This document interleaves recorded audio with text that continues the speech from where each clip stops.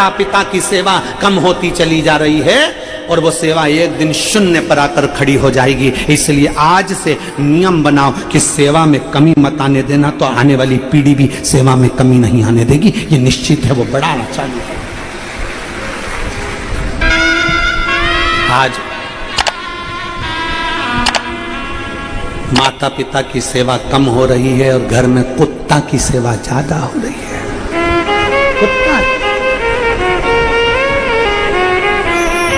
कुत्ते को टाइम पे खाना देना पड़ेगा। सास का टाइम है 10 बजे भोजन करने का, पर किसी को ध्यान नहीं। बहुएं टाइम पे, बहुएं कुत्ते के लिए तो ऊपर से नीचे उतर के टॉमी को दे दिए। कुत्ता टाइम पे खाना खा रहा है, कुत्ता टाइम पर दूध पी रहा है, कुत्ता टाइम पर डॉक्टर के पास जा रहा है, कुत्ता टाइम पर सोच कर्म करने के लिए जा रहा है। इतनी फुर्सत है घर के लोगों को कि कुत्ते की चेन पकड़ के, हाफ पैंट पहन के, टी शर्ट पहन के कुत्ते को घुमा रहे हैं। समझ में आना चाहिए कि कुत्ते को तुम नहीं घुमा रहा, कुत्ता तुम्हें घुमा रहा है। कुत्ते को टाइम पर भोजन है, कुत्ते को टाइम पर खाना है, कुत्ते को टाइम पर सोना है, कुत्ते को टाइम पर नहलाना है, कुत्ते को टाइम पर गोदी में बिठाना है, कुत्ते को टाइम पर घुमाने ले जाना है। कुत्ते की जितनी सेवा हो रही है उतना तो घर में बुजुर्ग माँ बाप की नहीं कर पा रहे हो रे। शर्माना चाहिए। घर का बूढ़ा माँ बाप चाय के लिए बैठा है, बहू उतर के आएगी, चाय बनाएगी। 2 बज गई अभी तक नहीं आई, 3 बज गई अभी तक नहीं आई, 3:30 बज गई अभी तक नहीं आई। बहू की जब नींद खुली तब उतर कर आई, चाय बनाया। पति इंतजार करे, चाय बनेगी, भोजन बनेगा, ये बनेगा, वो बनेगा। इतना माँ बाप की सेवा नहीं हो रही जितना कुत्ता की सेवा हो रही है। एक काम वाली की इतनी मेहनत करती, एक बहू काम वाली को इतना इज्जत देती है। भाभी कल टाइम पे आ जाना, भाभी मैंने पन्नी में खाना रखा है वो लेकर चले जाना, भाभी चाय पियोगी क्या, भाभी ये करोगी क्या। काम वाली की इतनी मिन्नत हो रही है, इतनी मिन्नत सास की कर लेती तो तेरी जिंदगी सार्थक हो जाती। क्योंकि काम वाली टाइम पर नहीं आई तो बर्तन कौन मांजेगा, झाड़ू कौन लगाएगा, पोछा कौन लगाएगा। बड़ी चिंता में व्यक्त है। जितना टेंशन तो भोलेनाथ का नहीं उतना काम वाली का है। कहां जा रहा है ये। फिर लोग कहते हैं सियोर वाला महाराज बहुत गंदा गंदा बोलता है, बहुत आड़ा टेढ़ा बोलता है। सियोर वाला महाराज तो वैसे ही बुरा है, वो बोलने में और बुरा हो जाता है। बस सत्य मत बताओ गुरुजी, आईना मत बताओ। किसी को दर्पण दिखाओगे ना तो आप सियोर वाला महाराज बुरा। और तुम सब देख चुके हो। अभी 1-1.5 महीने पहले आईना दिखाया था केवल छोटा सा, और पूरा हिल गया भारत यहां से लेके वहां तक। केवल आईना दिखाया था। सत्य का आईना कठोर होता है, सत्य का आईना बड़ा कड़क होता है, और सत्य कभी छुपता नहीं है। सारे वेद पुराण शास्त्र एक एक चीज निकालो, सत्य सत्य सामने आएगा। जितनी कुत्ते की सेवा हो रही है, अगर एक बुजुर्ग माँ बाप की सेवा होती तो उनकी आंखों से खुशी के आंसू बहते और वो दिल से दुआ देकर आखिरी में जाते, दिल से दुआ देकर। कहां सेवा में लीन हो गए, कहां।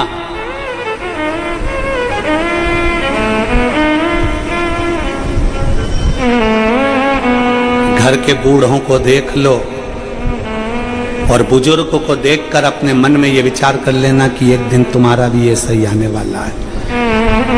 तुम तो फिर भी अपनी सास को रोटी और चाय दे रही हो, आने वाली मैडम तुम्हारे छोरे की बहू मुंबई और पूना से नहीं आएगी, फ्लैट में लेके तुमको लेट कर देगी। ये चिंता में मत रहना कि आ जाएगी, उसको भी फुर्सत नहीं और उसको भी फुर्सत नहीं। अपना नांदेड़ बहुत अच्छा है जीजी,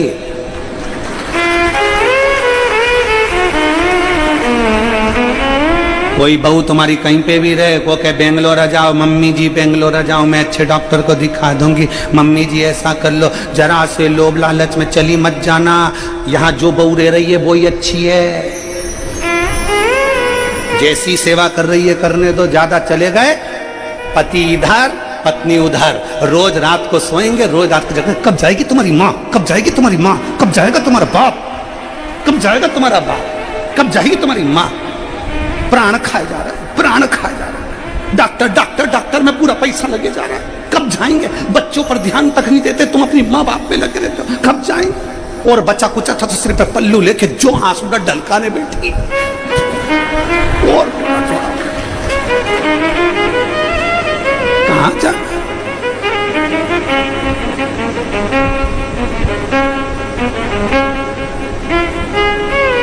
अरे भाई मेरी जितनी बहुएं बैठी हैं ना, आप तो बहुत अच्छी सेवा कर रही हो अपनी सास की, बहुत अच्छी। मेरी जितनी बहुएं टीवी पर कथा सुन रही हैं, जितनी मेरी बहुएं टीवी के सामने बैठकर कथा सुन रही हैं और पंडाल में सुन रही हैं, आप अपने सास ससुर की बहुत अच्छी सेवा कर रही हो। बस इतना याद रखो कि अपने बच्चों को भी सेवा का क्रम बनाओ, क्योंकि तुम्हारा बेटा पढ़ लिख जाएगा, उसकी बहू भी पढ़ी लिखी आएगी, तो जितनी तुमने सेवा करी उतनी तुम्हारी बहू नहीं कर पाएगी। इसलिए आज से ये संकल्प लो कि अपने बच्चों को सेवा के क्रम में संस्कारवान बनाएंगे, जिससे हमारी पीढ़ी अच्छी निकलती है, हमारी पीढ़ी अच्छी निकले, हमारा आने वाला समय अच्छा निकले, हमारा आने वाला समय, हमारा आने वाला कल अच्छा निकले, श्रेष्ठतम हो। धीरे धीरे घट रहा है। पहले जो दादा दादी ने सेवा करी, उनके बच्चों ने सेवा करी, फिर उनके बच्चों ने सेवा करी, वैसी सेवा आज कोई नहीं कर पाता। और आज अपन जितनी कर रहे हैं उतनी अपनी औलाद नहीं कर पाएगी, फिर उनकी औलाद नहीं कर पाएगी। कहाँ सेवा हो पाती है? बोलो बोलो, ईमानदारी की बात बोलो। जीजियों बैठे हो, सब समझदार हो, सब पढ़े लिखे हो, विचार करना कि आने वाली पीढ़ी जब तुम्हारी बहू की बहू फिर आएगी तो उसकी कौन सेवा करने वाला है, उनकी कौन सेवा करेगा? आज तो तुम कर रहे हो, आज तो तुम फिर भी अपने माँ बाप को संभाल रहे हो, अपने सास ससुर को संभाल रहे हो, सेवा कर रहे हो। और जितनी सास यहाँ बैठी है, जितने ससुर बैठे हैं, बहुत अच्छे से अपनी बहू को सम्मान दो। क्यों? क्योंकि इतनी उम्मीद नहीं थी जितनी वो तुम्हारी सेवा कर रही है ना, उतनी भी बहुत है। और उसमें भी अपनी इच्छा रखो कि मेरी बहू बहुत अच्छा कर रही है। थोड़े में संतुष्ट हो। दूसरे की बहुओं को मत देखो कि वो बहू ने ऐसा करा, वो बहू ने वैसा करा। ना, हमारी बहू है, बहुत अच्छी है, उसके बराबर कोई नहीं है। जितना कर रही है अच्छा कर रही है, जो कर रही है बहुत ठीक कर रही है। हमने कितना करा, वो जो कर रही है कर रही है, अच्छा कर रही है, उसमें अच्छा ही देखो। हम दूसरे में अच्छा ही देखने जाते हैं और अपनी जिंदगी बिगाड़ लेते हैं। हमारे पड़ोसी की यहाँ 4 व्हीलर गाड़ी आ गई, पत्नी पति से कह रही जाओ जरा तुम भी लो। पति बोला कैसे लूं, तू बता। लोन ले लो, लोन ले, कर्जा कर्जा कर्जा कर्जा कर्जा कर्जा, कर्जा में फ्लैट, कर्जा में गाड़ी, कर्जा में सब कुछ। और एक दिन कर्जा कर्जा कर्जा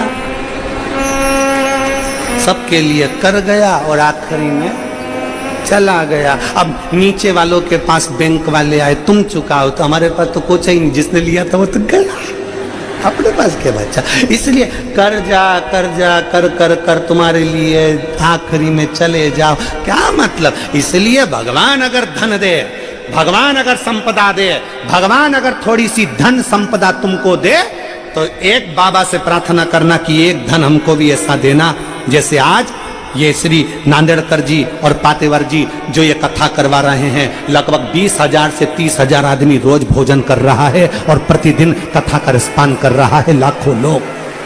लाखों लोग कथा सुन रहे हैं। ऐसा धन हमको देना, हमारी जिंदगी में साल भर में, 1.5 साल में, 2 साल में ऐसा धन देना कि हम भी शिव पुराण की कथा करवाएं और अपने नांदेड़ की पवित्र भूमि को, हम इतने सारे श्रोता भाई बहनों को जो नहीं जा सकते सीहोर, जो नहीं जा सकते कहीं और, वो यहाँ पर बैठकर कथा सुने। ऐसा बलशील हमको बनाना मेरे भोलेनाथ, इतना हमको देना। शिव अगर कृपा करे तो उससे विनती करा करो कि बुद्धे, शंकर पर चढ़ाया गया जल कहां काम आया। माता पिता अंधे हो गए, दोनों अंधे हो गए, दोनों के पास में नेत्र नहीं थे। बेटा बड़ा होता गया और बेटा बड़ा होता गया तो माता पिता की सेवा करता रहा। कल हमने कथा में कहा था, जिसके घर के बच्चे शंकर को 1 लोटा जल चढ़ाना प्रारंभ कर देते हैं, जिसके घर के बच्चे शंकर भगवान के मंदिर की सीढ़ियां चढ़ना प्रारंभ कर देते हैं, जिसके घर के बच्चे शिवालय जाना चालू कर देते हैं, उस घर का बुढ़ा व्यक्ति, उस घर का बुजुर्ग व्यक्ति कभी वृद्धाश्रम की सीढ़ी नहीं चढ़ता। ये कल की कथा में कहा। श्रवण कुमार के माता पिता और श्रवण कुमार अपने माँ बाप का हाथ पकड़कर, अंधे माता पिता का हाथ पकड़कर शंकर के मंदिर जाता था जल चढ़ाने के लिए। शिव के मंदिर शिवालय जा रहा है जल चढ़ाने।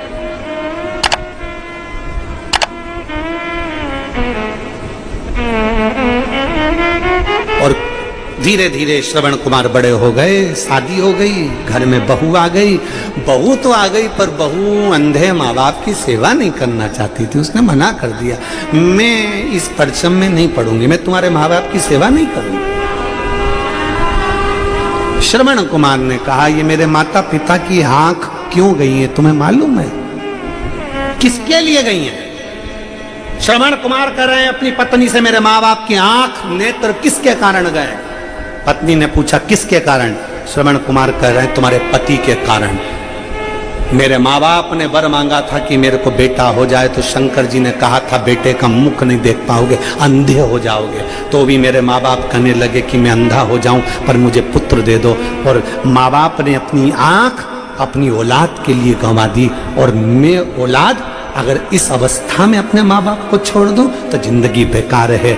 एक माँ और एक बाप सिलाई कर कर कर काम कर कर कर बच्चे की जिंदगी बनाते हैं, औलाद की जिंदगी बनाते हैं। और औलाद माँ बाप का एहसान भूल जाए तो समझ लेना वो औलाद नहीं। श्रवण कुमार से सीखो, वो कहते हैं कि माँ बाप ने मेरे लिए अपनी आंखें गंवा दी, माँ बाप ने मेरे लिए अपनी आंखें गंवा दी, माता पिता ने अपने नेत्र गंवा दिए, मैं अपने माँ बाप को नहीं छोड़ सकता। तो धर्म पत्नी बोलती है कि मुझे छोड़ना पड़ेगा। इतने में मैं पत्नी से कहते हैं, श्रवण कुमार मैं तुझे भी नहीं छोड़ सकता, क्योंकि तू अपने माँ बाप को छोड़कर आई है, तूने मेरे लिए अपना घर छोड़ा है, मैं तुझे कैसे छोड़ सकता हूँ? तो पत्नी बोलती है, फिर तुम निर्णय लो। श्रवण कुमार ने हाथ जोड़कर निर्णय लिया, शंकर के सामने अपनी पत्नी से कहा, मेरे माँ बाप जिंदा हैं तब तक मैं इनकी सेवा कर लेता हूँ, जिस दिन मेरे माँ बाप चले जाएंगे मैं तुझे मायके में तुझे लेने के लिए आ जाऊंगा, जब तक तू मायके में रह ले। पत्नी ने कहा ठीक है। पत्नी मायके चली गई, श्रवण कुमार अपने घर में। माँ बाप से पूछा, माता पिता से, बाबा अब तुम्हारी वृद्ध अवस्था बहुत ज्यादा हो गई है, तुम क्या चाहते हो? माता पिता बोलो कि हमने बेटा निर्णय लिया था कि सारे तीर्थ का दर्शन करेंगे, 12 ज्योतिर्लिंग करेंगे। बाबा हमारा मन है, हम वहां दर्शन करना चाहते हैं, हम दर्शन करना चाहते हैं, हमारा मन हमारा चित्त है कि हम दर्शन करें।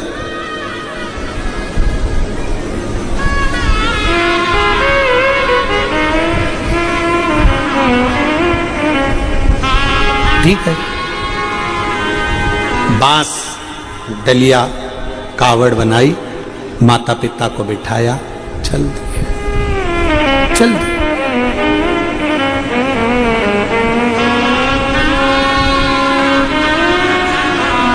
और जो चले, माता पिता को कावड़ में बिठाकर श्रवण कुमार आनंद के साथ शिव स्तुति करते करते चल दिए। और फिर निवेदन है, फिर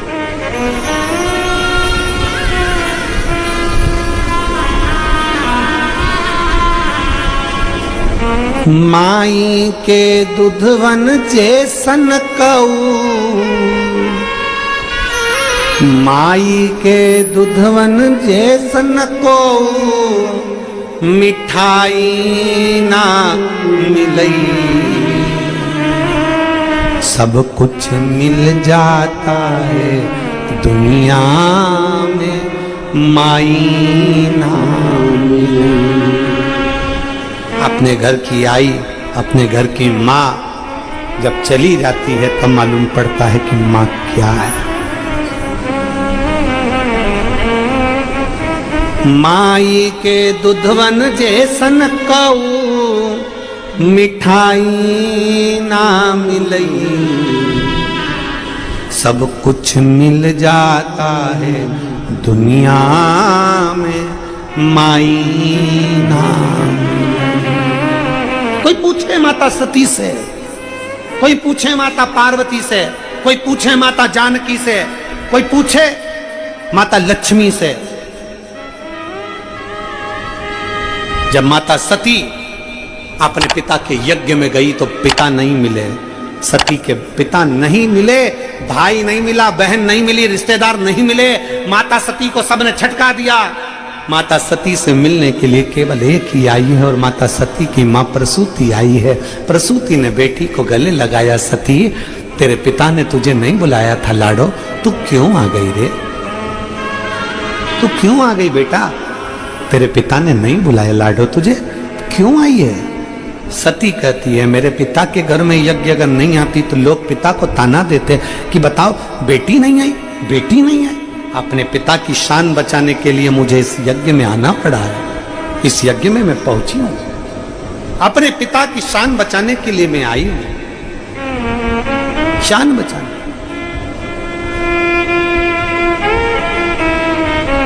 कई बेटियां हैं, इस पंडाल में भी बहुत बेटियां बैठी हैं ऐसी जो अपने पिता की शान बचाने के लिए अपने जीवन की बलिदान तक दे देती है। मैं अपने पिता की शान बचाने के लिए यहां पहुंची। तू क्यों आई बेटा, क्यों आई लाडो? मत आना था, तेरे पिता ने तुझे नहीं बुलाया था, अपमान होगा तेरा। सती कहती है, मां अपनी प्रसूति से कहती है, मां कोई कितना भी अपमान कर दे, कोई कितना भी कह दे, ये मेरा मायका है। सती को सती की मां ने गले से लगाया था, तब पहला शब्द माता सती के मुख से निकला था, ये मेरा मायका है। जम के बोलो क्या है? मायका। यहां सती ने कितना बड़ा शब्द कहा।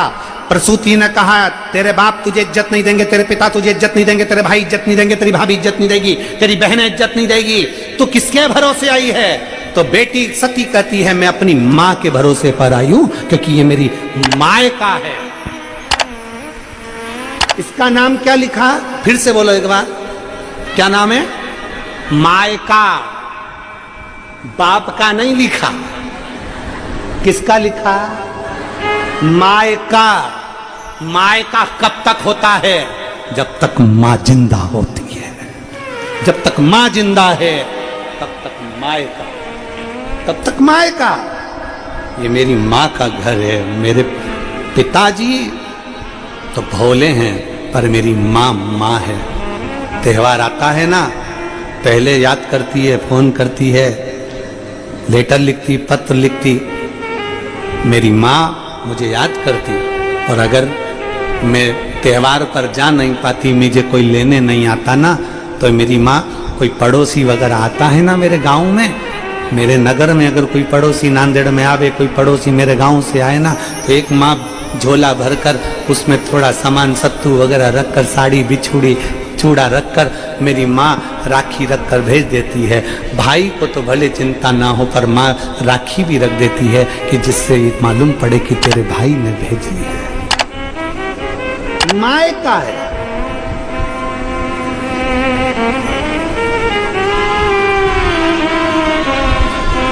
एक पुरानी कथा, पहले की कथा यूट्यूब पे डली होगी, अशोक सुंदरी शिव महापुराण की कथा। जिस दिन मेरी जीजियां फ्री रहे उस दिन उस अशोक सुंदरी शिव महापुराण की कथा को निकालकर यूट्यूब पर सुनना, उसको निकालना और सुनना। अशोक सुंदरी शिव महापुराण की कथा